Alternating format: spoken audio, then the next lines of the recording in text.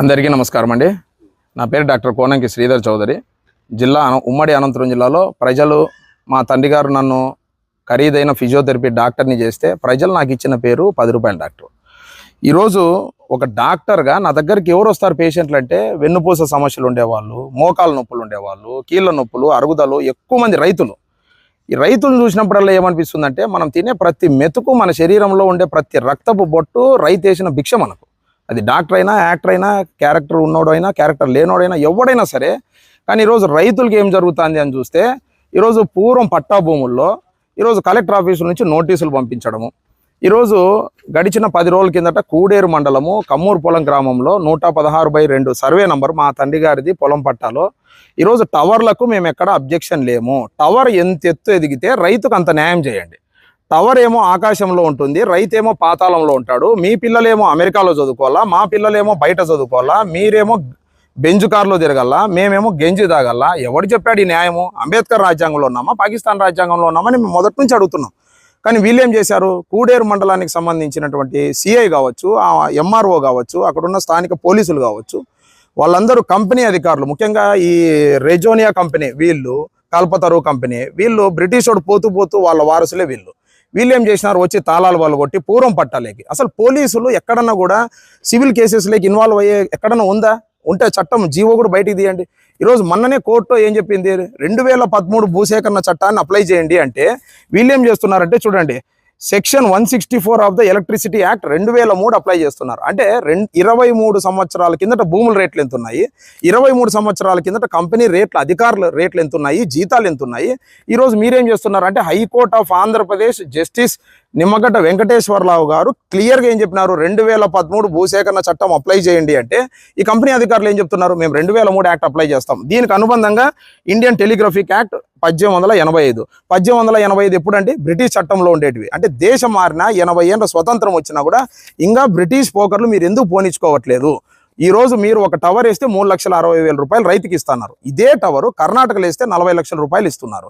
మరి వ్యత్యాసం ఎందుకు వస్తుంది? రైతు ఎక్కడైనా రైతే కదా. మేము టవర్ని ఎప్పుడూ వద్దనము. మీరు 1 కాదు 10 టవర్లు వేయండి, కానీ రైతుకు న్యాయం చేయండి, పూర్వం పట్టా వాళ్ళకు న్యాయం చేయండి. ఈరోజు మా రైతు సోదరులను ఇప్పేరు కావచ్చు, అదేవిధంగా కొర్రపాడు కావచ్చు, పోలీసులు వెళ్ళి భయపడిచ్చి, ఎంఆర్ఓలు వెళ్ళి భయపడిచ్చి, మహిళలతో, మాతృమూర్తులతో సంతకాలు చేయించుకుంటున్నారు. మీ అబ్బా ఆస్తులు ఏమని అనుకున్నారా? ఇవన్నీ పూర్వం పట్టా భూములు, మాకుండే చట్టాలు, మాకుండే సెక్షన్లు మాకుంటాయి. మేమేం అడుగుతున్నాం? మిమ్మల్ని ఏమన్నా ప్రాఫిట్ అడిగామా, షేర్ అడిగామా, లేదా మీరు సంపాదించుకుంటే 100 కోట్లలో మేమేమన్నా పార్ట్నర్షిప్ అడిగామా? లేదు. రైతు ఎప్పుడూ కూడా బాగుపడాలా. రైతు బాగుపడాలంటే ఏ విధంగా సాధ్యమవుతుంది? అది ఒక చట్టం, న్యాయం, ధర్మంతోనే సాధ్యమవుతుంది. మీరు అన్ని ఫోర్స్ అన్ని తీసుకొచ్చి రైతులను ఈ విధంగా ఇబ్బంది పెడుతుంటే ఈరోజు అనంతపురం జిల్లాలో, ఉమ్మడి అనంతపురం జిల్లాలో 386 టవర్లు వేస్తున్నారు. నిన్ననే మాకు నోటీస్ కూడా పంపించారు. ఏమని నోటీస్ పంపించారంటే, మనం ఎక్కడన్నా బ్యాంకులో బంగారో తనఖా పెట్టుకుంటే లాయర్లో త్రూ మనకి ఎట్లా నోటీస్ పంపిస్తారో ఈరోజు మా నాయన సొమ్ముకి వాళ్ళు నోటీస్ పంపించినారు. ఇది ఎంత విచిత్రం అంటే మీరు చూడండి ఒకసారి. ఉమ్మడి అనంతపురం జిల్లాలో 386 టవర్లు వేస్తున్నారు. ఈ 386 టవర్లు రైతులంతా ఆనందంగా ఇచ్చారని మీరు అనుకుంటున్నారు కదా. ప్రతి రైతు బాధతో ఇచ్చారు తప్ప ఈరోజు మీరు రైతులను ఒక్కసారి కర్ణాటకలో వెళ్తే కర్ణాటకలో 40 లక్షల రూపాయలు టవర్కి ఇస్తున్నారు. లైన్ పోతే సెంటు కింద 1 లక్ష రూపాయలు ఇస్తున్నారు. కానీ ఈరోజు 3,60,000 రూపాయలు ఇచ్చేసి మీరు ఎంత సంపాదించుకుంటున్నారు? 100 సంవత్సరాలకు డివైడెడ్ బై చేస్తే రోజుకు 10 రూపాయలు. అంటే రైతుని బిచ్చగాని చేసిన చరిత్ర మీ కంపెనీ వాళ్ళది. అంటే రోజుకు 10 రూపాయలు ఇస్తారా మీరు? ఈరోజు ఉపాధి హామీ పనికి పోయినా కూడా రైతులు పల్లెల్లో ఎంత ఇస్తున్నారు? 300 పైన. మోడీ గారు దాన్ని కూడా పెంచేసినారు. ప్రపంచానికి భారతదేశాన్ని ఎగ్జాంపుల్గా చూపిస్తుంటే మీరు బ్రిటిష్ వాళ్ళ బుద్ధులుగా, బ్రిటిష్ వాళ్ళ వారసులుగా, బ్రిటిష్ వాళ్ళ రక్తాన్ని మీరు మాకు చూపిస్తున్నారా? ఈరోజు మాకు రైతుకు నోటీస్ పంపించినారు. ఏం చేయాలండి నోటీస్ తీసుకొని? చెప్పండి. రైతు బతకాలా, రైతు చావాలా? ఈరోజు నేను ఒక డాక్టర్గా అడుగుతున్నాను, ఒక రైతు బిడ్డగా, సాటి రైతుగా నేను అడుగుతున్నాను. సాటి రైతులకు న్యాయం చేయమని అడిగాం. నాకు న్యాయం అని చేయము కాదు, నాకు మా తండ్రి గారు ఎప్పుడో న్యాయం చేసిపోయారు. చేతిలో చదువు ఉంది, కానీ పిట్టలు రాలిపోయినట్లు రైతు బిడ్డలు నా దగ్గరకు వచ్చి మేము పురుగుల మందు తాగుతాం సార్, మేము టవర్ ఎక్కి చచ్చిపోతాం సార్ అని అడుగుతా అంటే గుండెన్న మనిషిగా నేను ఈరోజు ఆవేదనతో బయటకు వచ్చా. న్యాయానికి నాకు రావాల్సిన పని లేదు, కానీ పూర్వ పట్టాగా ఒక బాధితునిగా ఈరోజు కలెక్టర్ గారు కూడా, నేను ఒక్కరే చెప్తున్నాను, కలెక్టర్ అయినా కూడా ఈ దేశానికి సేవకుడే. గుర్తుపెట్టుకోండి. కలెక్టర్ కూడా సేవకుడే, ఎందుకంటే ప్రజల పన్నులతో మీకు జీతాలు వస్తున్నాయి. ఈరోజు సేవకుడు నరేంద్ర మోడీ గారే సేవకుడు అంటే మీరెంతండి? ఈరోజు మీరు ఇలాంటి జీవోస్ ఇవ్వచ్చా? కంపెనీ వాళ్ళని అడ్డం పెట్టుకొని ఇలాంటి నోటీసులు పంపించేసి మీరు ఇప్పుడు ఏమంటారంటే నెక్స్ట్ వాళ్ళు మేము నోటీస్ పంపించామండి ఆల్రెడీ, మేము వెళ్ళి తాళాలు పాలు కొడతాము అంటారు. అంటే కోర్టు తాళాలు మాకు కూడా తెలుసు, కోర్టు తలుపులు మాకు కూడా తెలుసు. ఈరోజు క్రిమినల్ కేసెస్ పెట్టమని చెప్పి మా లాయర్లు కూడా చెప్తున్నారు. కానీ రైతు ఆలోచన ఉంది కాబట్టి మేము అది కూడా ఆలోచన చేస్తున్నాము. కానీ మీరు కూడా ఆలోచన చేయాల్సింది, రైతుల్ని దయచేసి భయపడియద్దండి, రైతుల్ని వంచొద్దండి, రైతుల్ని మోసం చేయొద్దండి. అవసరమైతే రైతు మా బిడ్డను మీ ఇంటికి ఇస్తామంటే మీ పిల్లోడు బాగుండాలా, మా పిల్లోడు బాగుండాలనే పద్ధతి మా రైతుది. కానీ మీరేం చేస్తున్నారు? మా పిల్లోడు బాగుండాలా, మీ బిడ్డను చంపేస్తామంటే మా బిడ్డను మా తల్లిని మీకు ఎందుకు ఇస్తాం? మీకు భూమాత కనపడుతుంది, మీకు మట్టి కనపడితే మాకు భూమాత కనపడుతుంది, మీకు దాంట్లో రాళ్ళు రప్పలు కనపడితే మాకు భూదేవి కనపడుతుంది. రేపు మీరు చచ్చిపోతే ఆ భూదేవి మీరు లోపలికి పోతే ఏడుస్తుంది, కానీ మేము పోతే నా బిడ్డ వస్తానని సంతోషపడుతుంది. రైతుకు కంపెనీ వాళ్ళకున్న తేడాదే. అందుకు మేము అడిగేది ఒకటి, రైతులందరికీ న్యాయం చేయండి. మీరు నోటీసులు కాదు పంపించాల్సింది, అవసరమైతే రైతుల దగ్గరకు వచ్చి కూర్చోండి, కాళ్ళు పట్టుకోండి, చేతులు పట్టుకోండి.